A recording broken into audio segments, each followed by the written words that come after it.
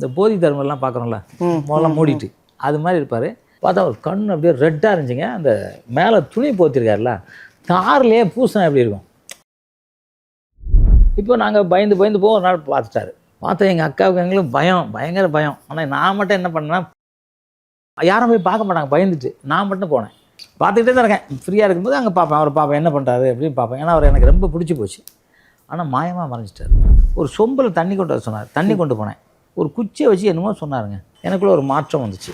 என்ன சார் அது? போகர் வந்து உங்கள்கிட்ட சொல்லுவேன் யாருன்னு தெரியாது. எனக்கு யாரோ ஒரு குரல் இருக்கும், எழுது அப்படிமா நான் எழுதி வைப்பேன். நூற்றுக்கணக்கான நோட்டு எழுதி வச்சுருக்கேன். ராம்பராஜ்குமார் இருந்தார் தெரியல, fight master.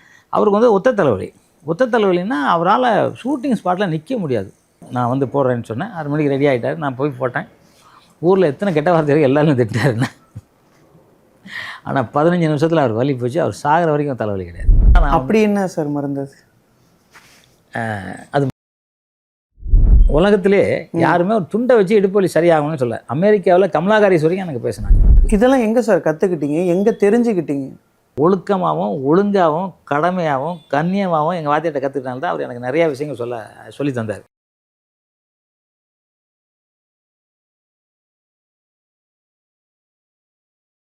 The divine Tamil நேயர்களுக்கு வணக்கம். இப்போ நம்ம கூட பார்த்தீங்கன்னா கலைமாமணி டாக்டர் ஜாகவ தங்கம் சார் இருக்காங்க. வணக்கம் சார். வணக்கம். நல்லா இருக்கீங்களா? நல்லா இருக்கேன் சார். சார், அதாவது இந்த காலகட்டத்தில் ஆன்மீகத்தை பின்பற்றி அதுவும் இன்றும் இளமையாகவே இருக்கக்கூடிய ஒரு நபராக இருக்கீங்க. உங்களுடைய அறிவுரைகள் நிறைய பேருக்கு இப்போ இருக்கிற இந்த ஜென்சி கிட்ஸுக்கெலாம் தேவைப்படுது. முதல்ல நீங்கள் உங்களுடைய குருநாதராக ஒரு சித்தரை சொல்வீங்க. அவருடைய சித்தம் எப்படி கிடச்சிச்சு? அவருடைய அற்புதங்கள் என்ன சார்? எனக்கு முதல்ல நம்ம தி டிவைன் தமிழ் நேயர்களுக்கும் நிர்வாகத்தினருக்கும் தொழில்நுட்பங்களுக்கும் கரம் கூப்பி சிரம் தாழ்த்தி நன்றிகளில் வணக்கத்தை தெரிவிச்சுக்கிறேன். நீங்கள் இப்போ எனக்கு சித்தர்கள் அப்படின்னா எங்கள் ஊர்லேயே நாங்கள் எங்கள் குலதெய்வம் ஒரு காட்டில் தான் இருக்கும். எங்கள் கிராமம் தூத்துக்குடி மாவட்டத்தில் கொம்மடிக்கோட்டைன்னு ஒரு ஊர். அதில் கோயிலே குலதெய்வம் அங்கே இருக்கும். ஸோ அங்கே போகும்போது எங்கள் அம்மா அப்பாலாம் கோயிலுக்கு எங்களை தான் விளக்கேற்ற அனுப்புவாங்க. நானும் எங்கள் வள்ளியக்காணி ஒரு அக்கா 2 பேர் தான் விளக்கேற்றுவோம். நாங்கள் 2 பேர் சின்னவங்க. எனக்கு ஒரு 4.5 வயசு இருக்கும். எங்கள் அக்காவுக்கு ஒரு 6.5 வயசு, அவ்வளோதான் வயசு இருக்கும். அப்போது அங்கே ஒரு ஊமையன் அப்படின்னு சொல்லுவாங்க. அப்போ அதான் சொல்லுவாங்க, அவர் பேச முடியாது. ஆனால் ஹைட்டு 6-6.5 அடி இருப்பார். அவர் ஆனால் விலையில் பார்த்தா ஓடிடுங்க கொண்டுடுவாங்க அப்படின்லாம் சொல்லி வைப்பாங்க. எங்களுக்கு அந்த சொன்னதுலேருந்து சின்ன பிள்ளை தானே நாங்கள். எங்கள் வீட்டிலேருந்தே ஒரு 2-2.5 கிலோமீட்டர் காடே ரோடே கிடையாது, காடே தான் போனோம். இப்போ நாங்கள் பயந்து பயந்து போக ஒரு நாள் பார்த்துட்டாரு. அவர் பார்த்துட்டார் எங்களை. யார்? ஊமையன்? ஆமாம், அவர் பார்த்துட்டார். பார்த்தா எங்கள் அக்காவுக்கு எங்களுக்கு பயம், பயங்கர பயம். ஆனால் நான் மட்டும் என்ன பண்ணேன்னா வாழைப்பழம் வச்சுருந்தேன். அந்த கோயிலில் போய் தேங்காய்லாம் உடச்சி தேங்காய்லாம் வச்சுருந்தேன். கொண்டு போய் கொடுத்தேன். அவர்கிட்ட வாங்கிட்டு அவர் அந்த பயங்கரமாக சொன்னாங்களோ அதெல்லாம் அவர் பண்ணலை. தலையை தடவி கொடுத்தாரு. அப்படிங்கப்பா நல்லா இருக்கான்ட்டு எங்களை ரோட்டில் வரைக்கும் அவர் தான் விட்டார். இப்போ டெய்லி எங்களுக்கு பழக்காச்சு. ஆனால் அவர் பெரிய சித்தர். அதுக்கப்புறம் எங்கள் குன்றத்தூரில் எங்கள் அண்ணன் கடை இருக்குது இங்கே. அப்போ எங்கள் அண்ணன் கடை எதிர்த்தாப்புல ஒரு 5க்கு 5 ஒரு ரூமு இருக்கும். அது ஏதோ சாமி வைக்கிறக்காக வச்சுருந்துருக்காங்க. அதுக்கு சாமி வைக்கலை. அதுக்குள்ளே ஒருத்தர் இருப்பார். எப்படி இருப்பார்னா இந்த போதி தர்மம்லாம் பார்க்குறோம்ல முதல்ல மூடிட்டு அது மாதிரி இருப்பார். வெளியே நான் யாரும் பார்த்ததில்லை. அந்த ரூம் மட்டும் அவர் வெளியே யாருமே ஒருத்தர் கூட பார்த்ததில்லை. ஏன்னா எங்களுக்கு கரெக்டாக எதிர்த்தாப்புல கடை. நான் 5 மணிக்கு திறப்போம் கடை. 4:30-5 மணிக்கு திறப்போம். நைட்டு 11:30 வரைக்கும் கடை வச்சுருக்கோம். அது வரைக்கும் ஒரு நாள் கூட நான் அவர் வெளியே பார்த்ததில்லை. எல்லாம் போகாத அப்படின்னு சொல்லுவாங்க. நான் மட்டும் ஒரு நாள் நினச்சேன், இல்லை போய் பார்க்கலாம் என்ன பண்ணுறாங்க அப்படின்னு போய் பார்த்தா ஒரு கண் அப்படியே ரெட்டாக இருந்துச்சுங்க. அந்த மேலே துணி போத்திருக்காருல தார்லேயே பூசணம் எப்படி இருக்கும், அவ்வளோ அழுக்கு. ஆனால் அவர்கிட்ட ஒரு வாடை கூட வரல, கெட்ட வாடை. யூரின் உள்ளே தான் போகிறாருந்தாங்க. பார்த்துட்டு ஆனால் போனதே இல்லை. எனக்கு தெரிஞ்சு அது இல்லை. நான் பார்த்துட்டு சரி பக்கத்தில் டீ கடையில் ஒரு பால் வாங்கி கொடுக்கலான்னு கொடுத்தேன். காலை குடிச்சிட்டார். அவர் பார்த்தாரு, வாங்கி குடிச்சிட்டார். இப்போ ரெகுலராக பால் வாங்கி கொடுத்தவன் என்ன பண்ணேன், இட்லி வாங்கி கொடுக்கலான்னு ஐடியா பண்ணேன். அப்போ அவங்க இட்லி எங்கள் கடையில் அரிசி வாங்கி இட்லி சொல்கிற ஒரு மாரி ஆயான்னு அவங்க பேர். ஆயான்னு தான் சொல்லுவோம், மாரி ஆயா அவங்க பேர். ஏன்னா எனக்கெல்லாம் இட்லி கொடுத்துருக்காங்க, அதான் மறக்கவே முடியல அவங்க பேர்லாம். இப்போ அவங்கள்ட்ட இட்லி கேட்டேன், யாருக்கு அப்படின்னாங்க. இது மாதிரி அவருக்கு. அவர் தான் அடிச்சுடுவார், நீ போகாத அப்படின்னாங்க. அதெல்லாம் இல்லை, நான் டெய்லி பால் கொடுக்குறேன், குடிக்கிறாரு, பால் குடிக்கிறாரு அவர். அவனே அவங்க இட்லி கொடுத்தாங்க. இட்லி கொண்டு கொடுத்து தண்ணியை வச்சேன், அது சாப்பிட்டார். இப்போ ரெகுலராகவே இது கிட்டத்தட்ட ஒரு 1.5-2 வருஷமாக போயிட்டுருக்கு. ஆனால் அவர் அங்கே இருந்துக்கிட்டே இருக்கார். இருப்பார். 1க்கு போகிறதுக்கு வெளியே வந்ததில்லை, 2 பாத்ரூம் போனதுக்கு வெளியே வந்ததே இல்லை. அது இல்லாமல் அவர் அங்கேயே பாத்ரூம் போகிறாங்கன்னு எல்லாரும் சொல்லுவாங்க. அங்கே யாரும் போய் பார்க்க மாட்டாங்க பயந்துட்டு. நான் மட்டும் போனேன். இப்போ அப்படியே இருந்தேங்க. அன்றைக்கி ஒரு நாள் கரெக்டாக வந்து ஒரு காலையில் நான் வந்து அவருக்கு வந்து இட்லி பால் வாங்கி கொடுத்துட்டு இட்லி வாங்கி கொடுக்குறேன். சாப்பிட்றாரு. கடையில் தான், எங்கள் வேப்ப மரத்து கடைன்னு எங்கள் கடை பேர் சொல்லுவாங்க. பார்த்துக்கிட்டே தான் இருக்கேன். ஃப்ரீயாக இருக்கும்போது அங்கே பார்ப்பேன், அவர் பார்ப்பேன் என்ன பண்ணுறாரு அப்படின்னு பார்ப்பேன். ஏன்னா அவர் எனக்கு ரொம்ப பிடிச்சி போச்சு. ஆனால் மாயமாக மறைஞ்சிட்டார். அன்றைக்கி காலையில் இட்லி வாங்கி சாப்பிட்டு மாயமாக மறைஞ்சிட்டார். அங்கே என்னன்னு யாருக்குமே தெரியல. அவர் அப்பவும் எனக்கு விவரம் தெரியாது. இப்போ நான் வந்து விவரம் தெரிஞ்ச பிறகு எனக்கு புரிஞ்சுக்கிட்டது அவர் சித்தர் அப்படின்னு. அவரும் சித்தர், அவரும் சித்தர்.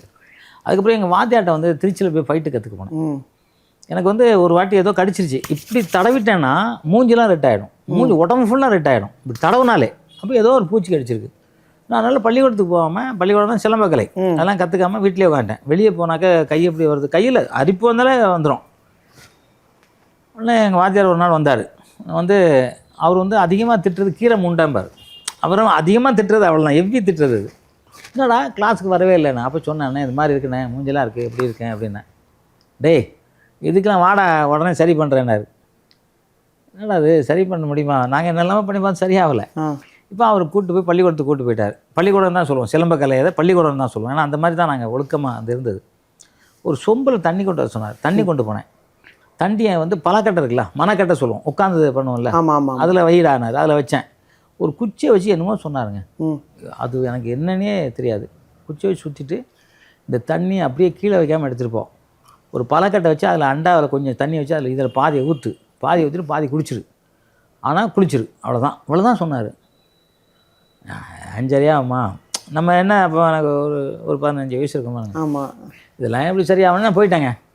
போய் சரி, ஆனாலும் வாத்தியார் சொல்ல, குரு சொல்ல தட்டக்கூடாதுல. அவர் சொன்னது மாதிரி அது மாதிரி பழக்கட்டை வச்சு ஊற்றிட்டு எங்கள் அக்கெல்லாம் கிண்டல் பண்ணுறாங்க. டேய் அது என்னடா அது எப்படி தான் சரியாகும் அப்படிங்கிறாங்க. ஆனால் ஊற்றி குளித்த அந்த செகண்ட்லேருந்து அரிப்பு வரல. எல்லாம் தடவை பார்த்தா ஒன்றுமே வரல. என்னது சார் அது? மந்திரம் சொல்லியிருக்காரு சார். அவர் ஒரு சித்தர். அவர் மந்திரம் சொல்லி சரி பண்ணிட்டேன். ஏன்னா எங்கள் வாத்தியார் மாதிரி சிலம்பம் சுற்றுறதுக்கு ஆள் கிடையாது. சிலம்பம், குத்து வரிசை, குஸ்திலாம் அவர் பண்ணுற மாதிரி. அவர் வந்து சாமி, அவர் நடைய ஒரு ராஜ நடையாக இருக்குங்க எங்கள் வாத்தியார். இப்போ சமாதி ஆகிட்டார். இருந்தாலும் அவர் வந்து அப்போ நிறைய விஷயங்கள் எனக்கு கற்றுக் கொடுத்தார். இந்த சுடுகாட்டுக்கெல்லாம் கூப்பிட்டு போய் நிறைய விஷயங்கள்லாம் சொல்லுவார். நான்லாம் நம்ப மாட்டேன் முன்னாடி. அதுக்கப்புறம் அதை நேரில் பார்க்கும்போது நம்புகிறேன். அடேங்கப்பா என்ன சக்தி இருக்குது, நமக்கு தெரியாமல் சக்தி, எவ்வளோ சக்தி இருக்குது. இப்போ உங்களுக்கு தெரியுது, எனக்கு தெரியாது இல்லையா. அதுக்காக உங்களுக்கு தெரியலன்னு நான் சொல்ல முடியாது. அது மாதிரி அவர் வந்து அப்படி இருந்தார். அதுக்கப்புறம் நான் கொஞ்சம் அந்த யோகாசனம், அதாவது ஒரு இது சொல்லுவாங்க, ஒரு 10 வருஷம் கண்டினியூவாக யோகாசனம் பண்ணாக்க அந்த யோகாசனத்திலே நம்ம வந்து முற்பிறவிலாம் தெரிஞ்சுக்கலாங்கிறாங்க. போன பிறவியில் என்னவாக இருந்தோம் அப்படின்னு. ஒரு 20 வருஷத்துக்கு மேலேனாக்க நாளைக்கு நடக்க போகிறது என்ன சொல்லுவாங்க. ஒரு 30 வருஷம்லாம் போனாக்கா உங்களுக்கு கடும் மழைன்னா கூட மழை நிறுத்த நான் சொன்னால் நின்றுடும். இந்த மாதிரி நிறையா விஷயங்கள் இருக்குது. இது வந்து ஒரிஜினலாக பண்ணிக்கிட்டு இருக்கணும், சும்மா ஏனோ தானெல்லாம் பண்ணக்கூடாது. அந்த மாதிரி பண்ணுறவங்களுக்கு. இப்போ நான் வந்து ஒரு வாட்டி எங்கள் ஷூட்டிங் இப்போ வந்துட்டேன், நான் சினிமாவுக்கு வந்துட்டேன். சினிமாவுக்கு வந்ததுக்கப்புறம் பழனிக்கு ஷூட்டிங் போகிறோம். பழனி ஷூட்டிங் போகும்போது நான் எங்கே இருந்தாலும் கோயிலுக்கு போவேன். எந்த ஊரில் எந்த நாட்டில் இருந்தாலும் கோயிலுக்கு போயிட்டு வருவேன். எனக்கு அது ஒரு பெரிய பிடிக்கும். எல்லா நாட்டிலையும் ஒரு சில உட்கார வைப்பாங்க, அது ஏன்னே தெரியாது, உட்காருவேன். பழனிக்கு போனேன். பழனி போய் கோயிலில் உட்காந்துட்டு ஐயா போகிற ஐயா சித்த சமாதியில் போய் உட்காந்தேன். உட்காந்து அப்படியே தியானம் பண்ண 2 மணி நேரம் உட்காந்துருக்கேன். எனக்கே தெரில. என்னை வந்து தட்டி எழுப்புறாங்க ஃபைட்டர்ஸு. அண்ணே ஷூட்டிங்கண்ணே, நீங்கள் பாட்டு இங்கே உட்காந்துருக்கீங்க, மணி என்ன 10 என்னடா எதாவது டைரக்டர்கிட்ட பேசுனீங்களா? அதான் அவன் சீன் எடுக்கணுன்னாரு, உங்களை இல்லாமல் எடுக்க முடியல, வாங்கினேன். போயிட்டேன். அதுக்கப்புறம் காலையில் விடிகாலை வெறும் அதிகாலை எத்தனை மணி கோயில் திறப்பாங்கன்னு அந்த வந்து உட்காந்தேன் அவர்கிட்ட. கிட்டத்தட்ட அவங்க வந்து ஒரு 20-21 நாள் அங்கே ஷூட்டிங்கு. 21 நாள் நான் டெய்லி காலையில் போனேன். போயிட்டு எனக்குள்ளே ஒரு மாற்றம் வந்துச்சு. மாற்றம்னா முன்னாடிலாம் பார்த்தா திருப்பி ஏன்னா திட்டினா கூட அடிப்பேன். என்னை திரும்பி என்ன சொன்னால் அடி, அந்த மாதிரி ஃபோர்ஸ். ஏன்னா ஸ்டேட் ஃபஸ்ட்டு, இந்தியாவில் ஃபஸ்ட்டு, வேர்ல்டு ரெக்கார்டு. அப்போவுமே சிலம்பம் கராட்டேவில் அப்போவுமே பிளாக் பெல்ட், இது மாதிரி மோட்டுத்தனமாக கற்றுக்கிட்டதுனால அப்படி வரும். ஆனால் அதுக்கப்புறம் வந்து அவர்கிட்ட உட்கார்ந்த பிறகு எனக்கு நிறையா தோண ஆரம்பிச்சு, நிறையா மருத்துவங்கள் தோண ஆரம்பிச்சு எனக்கு. இப்போ நீங்கள் கொரோனா டைம்லலாம் பார்த்தீங்கன்னா 33,000 பேருக்கு மேலே 100 ரூபாயில் உங்கள் வீட்டில் இருக்க பொருளை எடுத்து நீங்கள் பண்ணணும். எது கூட எது சேரணும், அவ்வளோதான். இது எனக்கு அவர் கற்றுக் கொடுத்து நான் கிட்டத்தட்ட 20 வருஷமாக எழுதி வச்சுருக்கேன். பழைய நோட்டில் எழுதி வச்சுருக்கேன் அதெல்லாம். அது எப்படி சார் நீங்கள் அதை கற்றுக்கிட்டீங்களா இல்லை உங்களுக்காக தோன்றதா? எனக்கு அவர் சொல்லுவார். அதாவது எனக்கு போகர் வந்து உங்கள்கிட்ட சொல்லுவார். யாருன்னு தெரியாது. எனக்கு வந்து யாரோ ஒரு குரல் இருக்கும், எழுது அப்படிமா நான் எழுதி வைப்பேன். அது எனக்கு தெரியாத வார்த்தையாக கூட இருக்கும். நிறையா பேர்ட்ட கேட்பேன். ஒரு தெய்வ பேரை சொல்கிறாரு, அந்த எழுதிட்டேன். ஆனால் அது எனக்கு யாருன்னு தெரியல. அப்புறம் ஒருத்தவங்கள்ட்ட கேட்டால் அது கடவுளுங்க, அது வந்து ஒரு அப்படின்னு சொல்கிறாங்க. நமக்கு தெரியாதமா ஒரு கடவுள் யாரோ இருக்காங்களா அந்த மாதிரி சொல்கிறாங்க. அது மாதிரி அவர் சொல்ல நான் எழுதி வச்சுருக்கேன் பாருங்கள். என்கிட்ட ஒரு நூற்றுக்கணக்கான நோட்டு எழுதி வச்சுருக்கேன், குறிப்புகள், எதுக்கு என்ன சாப்பிடணும் அப்படிலாம் குறிப்புகள் எழுதி வச்சுருக்கேன். இப்போ அதை வச்சு தான் நம்ம கொரோனா டைமில் எல்லாம் சரி பண்ணேன். அதுக்கப்புறம் நிறைய பேர் தலைவலியில் விடாமல் இருக்காங்க, அந்த தலைவலி சரி பண்ணுவேன். ஒவ்வொன்றுக்காக நான் சரி பண்ணுவேன். உதாரணத்துக்கு ராம்போ ராஜ்குமார் இருந்தார், தெரியல, ஃபைட் மாஸ்டர். அவருக்கு வந்து ஒத்த தலைவலின்னா அவரால் ஷூட்டிங் ஸ்பாட்டில் நிற்க முடியாது. என்னெல்லாமோ பண்ணி பார்ப்பாரு, நிற்க முடியாது அவரால். இப்போ நான் ஒரு நாள் சொன்னேன், நான் ஒரு மருந்து போடுறேன், ஆனால் என்னை திட்டாமல் இருப்பீங்களான்னு கேட்டேன். சார் செத்து கூட போகலாம், இதுக்கு நீங்கள் போடுங்க அப்படின்னாரு. காலை 6 மணிக்கு நான் வந்து போடுறேன்னு சொன்னேன். 6 மணிக்கு ரெடி ஆகிட்டார். நான் போய் போட்டேன். ஊரில் எத்தனை கெட்ட வார்த்தை எல்லாரும் திட்டாருன்னு. ஆனால் 15 நிமிஷத்தில் அவர் வலி போச்சு. அவர் சாகிற வரைக்கும் தலைவலி கிடையாது. ஸோ அந்த மாதிரி மருந்தெல்லாம் நான் அப்படி என்ன சார் மருந்து? அது மிளகு சார், கண்ணில் போடணும். அது அந்த பாடம் பண்ணி போகணும். அது வந்து நிறையா சித்தர்களுக்கெல்லாம் தெரியும். இப்போ சித்த மருத்துவர்கள்லாம் தெரியும், நிறையா தெரியாமல் இருக்காது. நான் வந்து பெரிய நான் கிடையாது. எனக்கு சித்தர்கள் சொன்னதுனால நோட் பண்ணி வைக்கிறேன். இப்போ வந்து நான் முழுமையாக வந்து சித்தர் வழிபாட்டில் இறங்கிட்டேன்னா ஒரு கட்டத்தில் கொரோனாவே நம்ம சரி பண்ண முடிஞ்சு. எங்கள் ஆஃபீஸில் ஒரு பாப்பா வந்து ஒரு 16-17 வயசு பாப்பாவுக்கு மார்பில் பால் வருது. கல்யாணமே இல்லை, எதுவுமே இல்லை, ஏன்னே யாருக்கும் தெரியலை. அப்புறம் என்கிட்ட கேட்குறாங்க, என்ன பண்ணுறது, ஹாஸ்பிட்டல்லாம் போனோம் சரியாகலை அப்படின்னு. நான் ஒரு மருந்து சொல்கிறேன், அடுத்த நாளே சரியாக போச்சு. அது மாதிரி உடம்பு எல்லாருக்கும் வலி, செம்ம வலி வரும். உங்களுக்கு கூட கை காலெலாம் வலிக்கும்ல, சும்மா சாதாரண ஒரு இலையை சொல்லுவேன், யாரோ அடிச்சு போட்ட மாதிரி இருக்குது அப்படின்னு. இல்லை, எழுந்திரிக்கவே முடியாது, வலி அவ்வளோ வலி இருக்கும், உடம்பு வலி, அது சரியாயிடும். மாதிரி ஒவ்வொரு விஷயமாகவே நான் சொல்ல ஆரம்பித்தேன். ஏன் உதாரணத்துக்கு வந்து இடுப்பு வலிக்கு ஒரு துண்டை வச்சு பண்ணணும்னு சொன்னேன். நீங்கள் பார்த்துருப்பீங்க யூடியூப்பில். உலகத்திலே யாரும் சொல்லாது, உலகத்திலே யாருமே ஒரு துண்டை வச்சு இடுப்பு வலி சரியாகணும்னு சொல்ல. அமெரிக்காவில் கமலா ஹாரிஸ் வரைக்கும் எனக்கு பேசினாங்க. அப்போ அந்த எவ்வளோ பேர் பார்த்துருப்பாங்க பாருங்கள், இன்னைக்கு எவ்வளோ பேர் பண்ணிக்கிட்டு இருக்காங்க. இது மாதிரி நிறைய விஷயங்கள் எனக்கு தோன்றதை நான் சொல்லிக்கிட்டே இருக்கேன். அது வந்து சரியாகிட்டு இருக்கு. ஓகே சார், இப்போது நீங்கள் சொல்லிட்டு இருக்கும்போது சொன்னீங்க உங்களுடைய வாத்தியார் வந்து சுடுகாட்டுக்கெலாம் அழைச்சிட்டு போய் நிறைய விஷயங்கள் சொல்லி கொடுத்தாரு அப்படின்னு. அது என்ன மாதிரியான சார்? இது என்ன அமானுஷங்கள்லாம் இருக்கிற மாதிரி சொல்கிறீங்களே சார்? அதாவது விளையாட்டில் வந்து சுற்றி இது பண்ணிக்குவாருங்க, ஏதோ ஒரு இது போடுவார், ஒரு வளைய மாதிரி போடுவார். வளையனா ஏதோ பகுதியில் போடுவார், போட்டு அதில் உட்காருவார். எங்களை வந்து போட்டு அவர் உட்கார சொல்லுவார், எந்திக்காதீங்கடா அப்படிம்பார். நாங்கள் பயம், அப்போல்லாம் சின்ன பிள்ளை தானே, பயம் எப்படி இருக்கும். உட்காந்தா ஏதோ ஒன்றுலாம் வர்றது எங்களுக்கு தெரியும். டேய் எழுந்திரிக்காதடா, கூப்பிடுவாங்க, உங்கள் அக்கா மாதிரி கூட கூப்பிடுவோம், குரல் போகாத அப்படிம்பாங்க. ஸோ அது வந்து கொலை நடுங்கும் எனக்குலாம். நான் பார்த்துருக்கேன், நிறையா அவர்கிட்ட இருந்து பார்த்துருக்கேன். அப்போ தான் நான் நம்ப ஆரம்பித்தேன், எதாக இருந்தாலும் அவரால் செய்ய முடியுங்கிறத நான் நம்ப ஆரம்பித்தேன். ஸோ அது துஷ்ட சக்தியை அவர் யூஸ் பண்ணுறதில்ல, நல்லது பண்ணுறதுக்கு மட்டும் அவர் யூஸ் பண்ணார். ஆனால் அந்த இடத்துல போய் பண்ணணும்னு அவர் சொல்லுவார், அங்கே போய் பண்ணணும், சில முத்திரைகள் அதுக்காக பண்ணணும் பாரு. இதெல்லாம் வந்து அவர் சொல்லி தான் எனக்கு முத்திரைகள்லாம் நிறைய விஷயங்கள் எனக்கு தெரியும். ஏன்னா நான் வந்து ஒழுக்கமாகவும் ஒழுங்காகவும் கடமையாகவும் கண்ணியமாகவும் எங்கள் வாத்தியிட்ட கற்றுக்கிட்டால தான் அவர் எனக்கு நிறையா விஷயங்கள் சொல்லி தந்தார். இல்லைனா நானும் இவ்வளோ தூரம் கற்றுக்க முடியாது. நீங்கள் சொன்னீங்களே அப்போ இளமையாக இருக்கேன்னு, அதுக்கெல்லாம் அவர் தான் காரணம். ஒழுக்கம் அவ்வளோ நியாயமாக இருக்கணும் அப்படின்னு சொன்னார். அது நான் வந்து இன்றைக்கு வரைக்கும் எல்லாருமே சொல்லுவாங்க, ஏன் நீங்கள் தண்ணி அடிக்கலை, ஏன் நீங்கள் டீ சாப்பிட மாட்டீங்க, ஏன் பீடி குடிக்க மாட்டீங்க அப்படின்னு சொல்லுவாங்க. நான் எங்கள் வாத்தியார் சொன்னது, எங்கள் அம்மா சொன்னது, எங்கள் அம்மா என் கூட தான் இருக்காங்க, மேலே பாருங்கள், என் கூட தான் இருக்காங்க, நான் அதை நம்புகிறேன். எங்கள் அம்மா கூட இருக்காங்க, அதை நம்புகிறேன். நான் அது மாதிரி எங்கள் அம்மா சொன்னது கேட்குறேன். அதனால தான் நான் இளமையாக இருக்கிறதுக்கும் ஒரு காரணம்னு நான் நினைக்கிறேன். ஓகே சார், நீங்கள் இப்போ சொல்லிகிட்டு இருக்கும்போது இந்த சுடுகாடு, இந்த அமானுஷங்கள் இப்படிலாம் சொன்னீங்க. உங்களுக்கு அமானுஷங்கள் மீது நம்பிக்கை இருக்கா சார்? நிச்சயமாக இருக்குது, நிச்சயமாக நம்பிக்கை இருக்குது. ஒன்றும் இல்லை, அமானுஷம் அப்படிங்கிறது நம்ம வந்து நிறைய விஷயங்கள் நீங்கள் நினச்சிருப்பீங்க, உங்களுக்காக புதுசாக தோணும். அது யாரோ உங்கள் நண்பர் வந்து உங்கள்கிட்ட வந்து சொல்லுவாங்க. நேரில் அது உங்கள் நண்பர் சொன்னாரா இல்லை யாரோ சக்தி சொல்லிச்சான்னு தெரியாது, ஆனால் அது நீங்கள் நினச்சதை அது சொல்லும். அது மாதிரி எனக்கு நிறையா நடந்திருக்கு. அதை நான் நம்புகிறேன், நான் ரொம்பவே நம்புகிறேன். ஏன்னா இப்போ நான்லாம் விளக்கில் உட்காந்து பேசுவேன். நான் காலையில் 3:30 மணிக்கெலாம் விளக்குக்கிட்ட உட்காந்து பேசுவேன். அப்போ நம்ம என்ன நினைக்கிறோம், என்ன பண்ணணுங்கிறது அந்த விளக்கு நமக்கு சொல்லும், தெளிவாக சொல்லும். விளக்கே பேசும். அது வந்து நிறைய பேர் இன்றைக்கி ஃபாலோ பண்ணுறாங்க. 880 கோடி மக்கள் இருக்காங்க ஆனால் உலகத்தில். ஆனால் அவங்களாம் பண்ணுறாங்களே தெரியாது. எப்படியும் ஒரு 1,00,000 பேராவது இதெல்லாம் ஃபாலோ பண்ணுவாங்க. நிச்சயமாக அவங்களுக்கு நிறைய பேருக்கு தெரியும். அது என்ன சார் அது விளக்கில் பேசுறதுன்னா? நீங்கள் விளக்கு ஏற்றி வச்சுட்டு சார், நீங்கள் உட்காந்துட்டு தியானம் பண்ணிவிட்டு அவங்ககிட்ட நீங்கள் ஒரு கேள்வினா அது வாயில் பேசாது.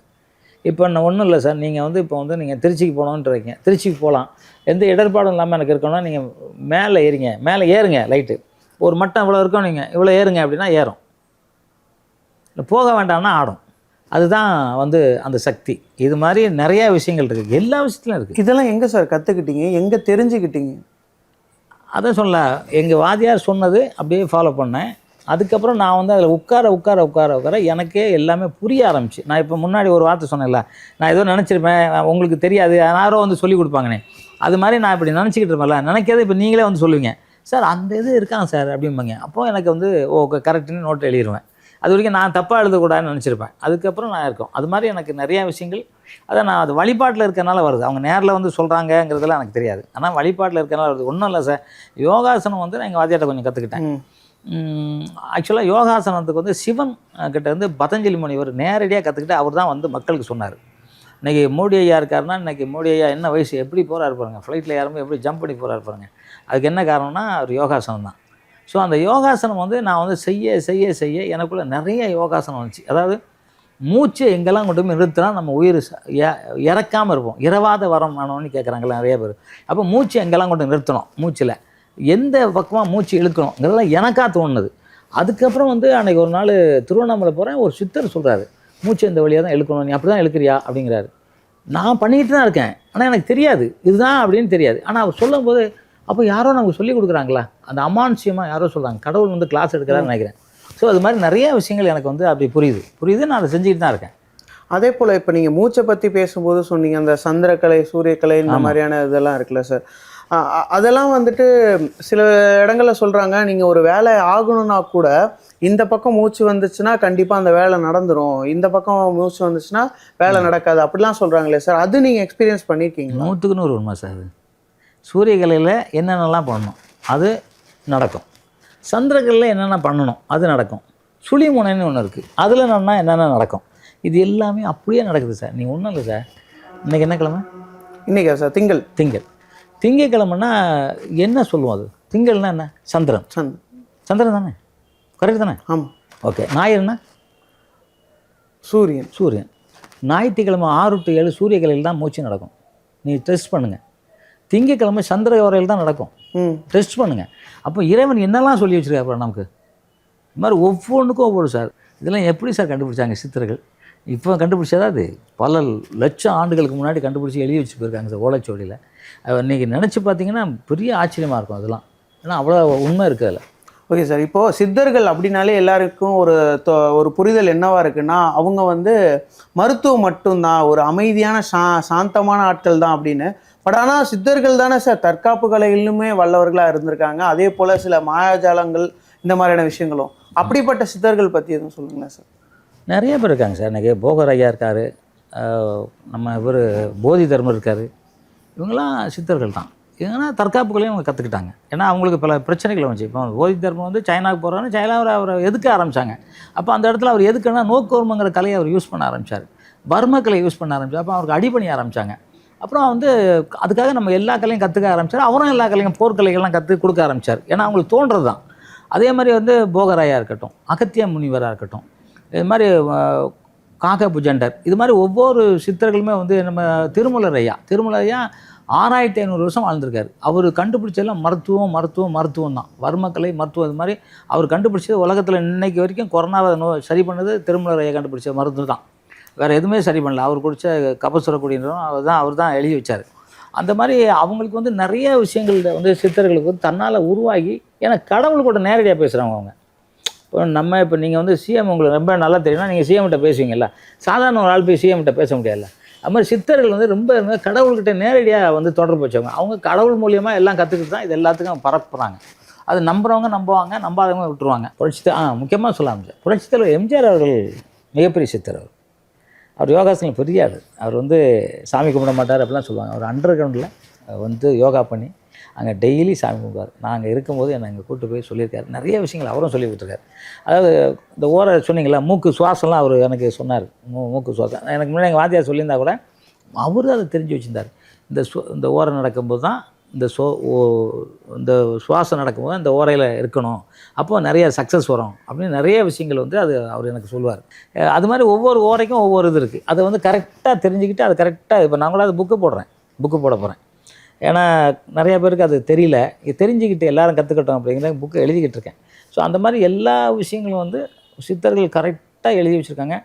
அதை ஃபாலோ பண்ண தான் நம்மளால் முடியல. அவங்க பாட்டு பாடி எழுதி வச்சுருக்காங்க, அதை கண்டுபிடிக்கிறதுக்கே எனக்கெல்லாம் பல வருஷம் ஆச்சு.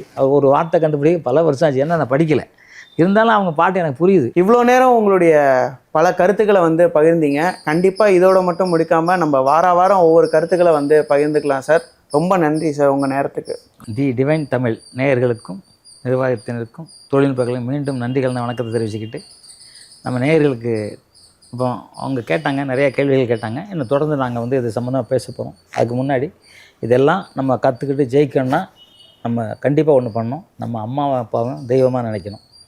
நம்ம தாய் தந்தையை எப்பவும் நீங்கள் மதிச்சிங்கன்னா உங்கள் வாழ்க்கையிலையும் தாமஸ் ஆல்வா எடிசன் மாதிரி அதை விட பெரிய ஆளாக கூட வரலாம். அது சொல்கிறதுக்கு ரொம்ப சந்தோஷப்படுறேன்னா நன்றி, வணக்கம். எப்பவும் சொல்கிற மாதிரி இந்தியா உலகத்திலேயே இந்தியாவில் பிறக்க தான் பெரிய கொடுத்து வைக்கணும். அதில் தமிழ்நாட்டில் பிறக்கணும்னா நிறைய புண்ணியம் செஞ்சால் மட்டும்தான் நடக்கும். ஏன்னா இங்கே தான் சித்தர்களும் புத்தர்களும் புனிதர்களும் மிகப்பெரிய ஜாம்பவான்களும் எல்லாம் வாழ்ந்துக்கிட்டு மறைஞ்சாங்கன்னு சொன்னாலும் அவங்க வாழ்ந்துக்கிட்டு இருக்காங்க. அந்த தமிழ் வாழ்க, தமிழ் வெல்க, தமிழர்கள் வென்றே தீர்வோம். நன்றி, ஜெய்ஹிந்த்.